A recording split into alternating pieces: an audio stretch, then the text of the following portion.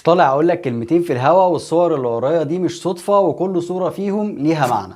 لقاء العودة وحسم البطولة بين الاهلي والوداد المغربي، الاهلي فايز 2-1 في لقاء الذهاب، ولقاء العودة وسط 50,000 متفرج في كازابلانكا في مركب محمد الخامس. معاكم أحمد السباعي من نص الملعب. النهاردة هنتكلم عن مباراة الأهلي والوداد المغربي في لقاء العودة، أهم مباراة في الموسم بالنسبة للفريقين.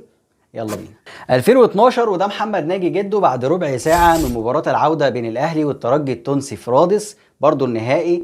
والاهلي في لقاء الذهاب كان مقدم افضل مباراه تقريبا في الموسم بتاع كل الفرق الافريقيه، وكل الناس اشادت بيه بعد المباراه، ولكن النتيجه انتهت 1-1. وبعد ربع ساعه بس من بدايه المباراه بتاعه العوده، وفي وسط استاد رادس وهو ممتلئ عن اخره بالجماهير المستعده للاحتفال، محمد ناجي جده بيسجل الهدف الاول وبيقلب الترابيزه، وكل الناس بتحط ايديها على راسها. وبعد ما كانوا بيحتفلوا في المدرجات من قبل بدايه المباراه بتتويج الترجي، محمد ناجي جده قال لهم كلمة.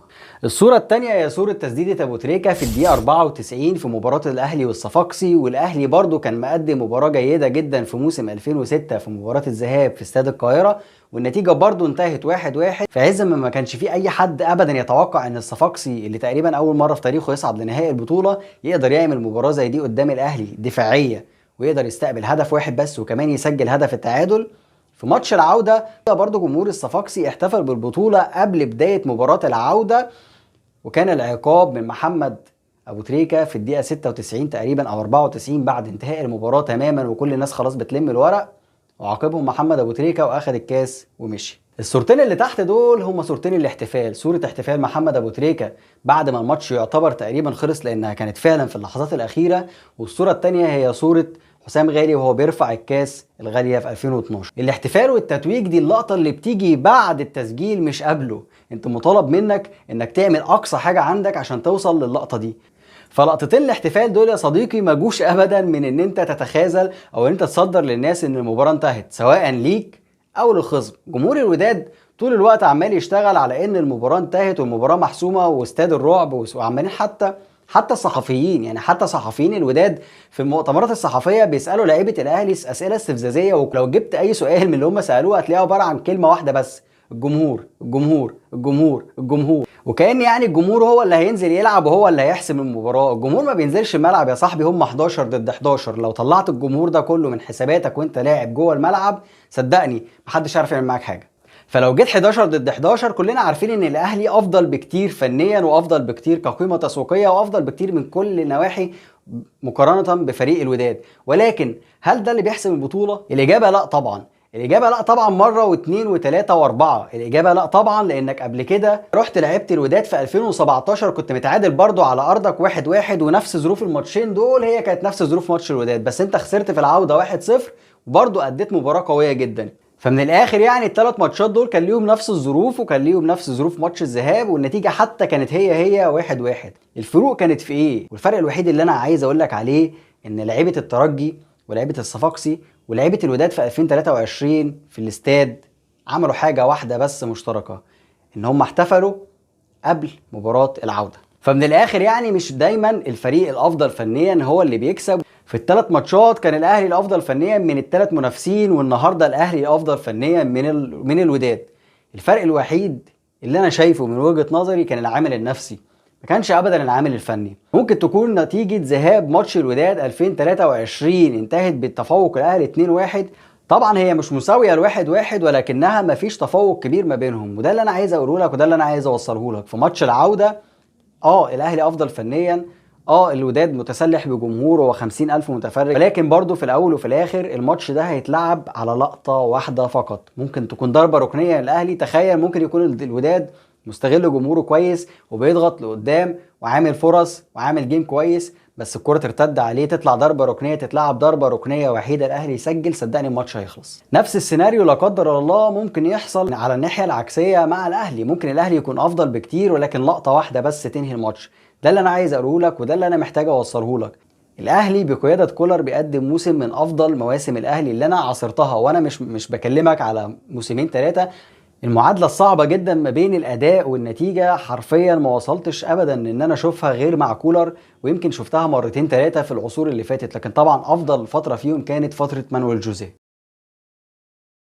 ما حبيتش اتقل عليك وما حبيتش اتكلم معاك فني كتير وتاكتكس كتير، لان انا حرفيا عارف ومقتنع تماما ان الماتش بتاع بكره ده مش ماتش تاكتكس. هو ممكن يبقى ماتش تاكتكس في حالة واحدة فقط، ان كل اللعيبة تخلع دماغها خالص وتخلع ودانها وتركنها بره على الدكة وتقفل تماما من موضوع الجمهور، ما تحسش بيه وما تركزش معاه. في الحالة دي بس هنتكلم تاكتكس وهنقول ان الفريق اللي مركز اكتر في الملعب هو اللي هيكسب.